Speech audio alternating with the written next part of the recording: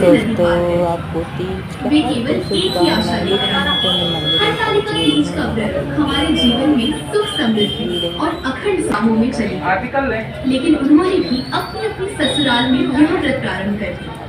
जहाँ वे गई वहाँ यह व्रत नया था। शुरू में लोगों ने आश्चर्य से देखा, पर जब परिणाम दिखने लगे तो वहाँ की स्त्रियां भी इस व्रत से जुड़ी। इस प्रकार बहनों, हरतालिका व्रत की परंपरा पीढ़ी दर पीढ़ी फैलती गई। और देखिए, जब सावित्री की पोतियां बड़ी हुई तब उन्होंने भी अपनी दादी की कहानी सुनी और अपने जीवन में वही अपनाया। वे आपस में बैठकर कहती, हमारी दादी ने इस व्रत से अपने पति का जीवन बचाया।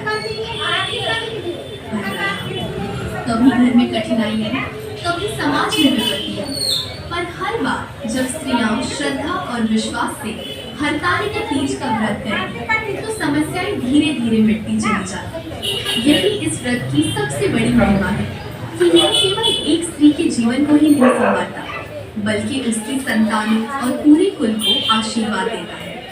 बहनों, इस कथा से हमें यही सीख मिलती है कि चाहे समय कितना भी बदल जाए, स्त्री की भक्ति और उसका संकल्प कभी व्यर्थ नहीं जाता।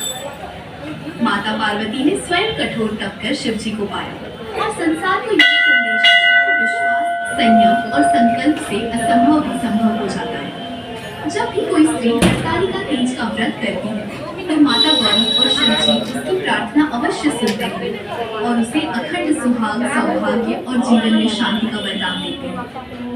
इस प्रकार हरतालिका तीज का व्रत केवल पूजा पाठ नहीं, बल्कि प्रेम, त्याग और विश्वास का प्रतीक है। जब भी हम इसे करते हैं तो माता गौरी हमें आशीर्वाद देती है कि हमारे घर आंगन में सदा सुख समृद्धि बनी रहे और हमारे परिवार में प्रेम और एकता कभी कम न हो। अतः हम सभी